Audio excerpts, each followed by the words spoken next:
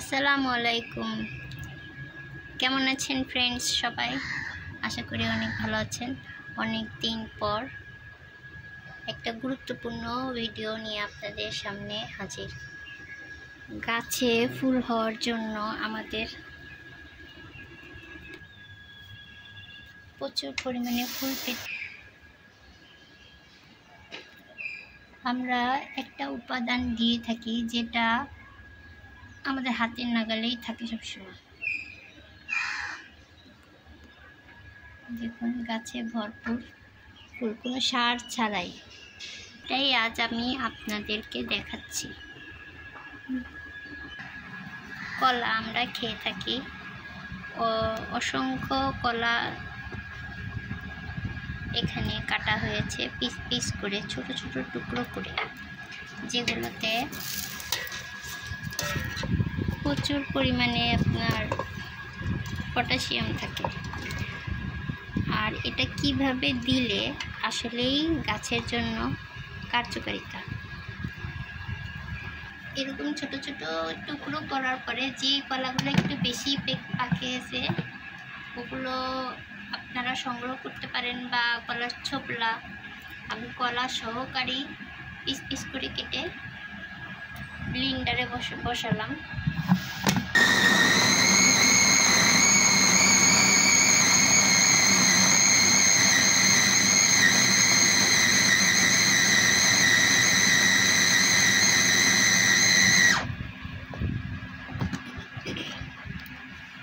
দেখেন, এটা একদম লিকুইড ফর্মে চলে আসছে, মানে এটা একদম পেস্ট হয়ে গেছে। এখন এত পেস্ট করতে হবে না, আমরা যেহেতু জুস খাবো না, তাই না? এটাই আর কি।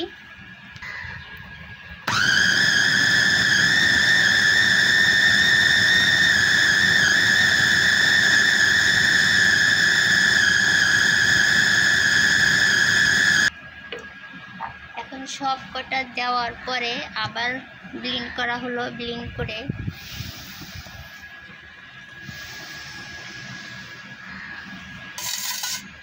একটা পাত্রতে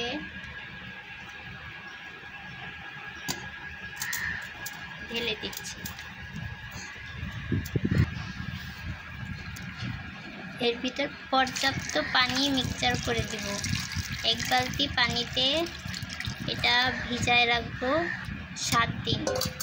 এরপরে এই সারটা দেওয়ার উপযুক্ত হয়ে যাবে। আপনারা চাইলে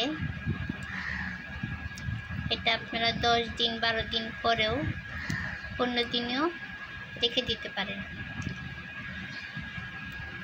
যেহেতু আমি সরাসরি এরকম লিকুইডটাই দিয়ে দিব গাছে, তাই আমি এটা ছাঁকনি দিয়ে সেঁকবো না। আপনারা যদি চান ছাঁকনি দিয়ে সেঁকে তারপরে সংরক্ষণ করে রাখতে পারেন বোতলজাত, মানে বোতলের মতো এরকম একটা বোতলে সংগ্রহ করে রাখতে পারবেন। দেখুন কত বেশি ঘনও না, বেশি পাতলাও হওয়ার দরকার নেই। এটা আরেকটু পানি দিব,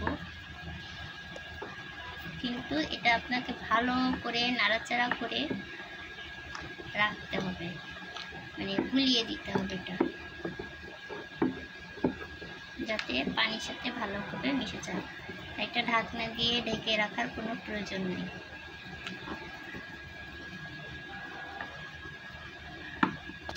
ওকে, তো আজ এই পর্যন্তই। ভিডিও কেমন লাগলো অবশ্যই জানাবেন। আল্লাহ হাফেজ।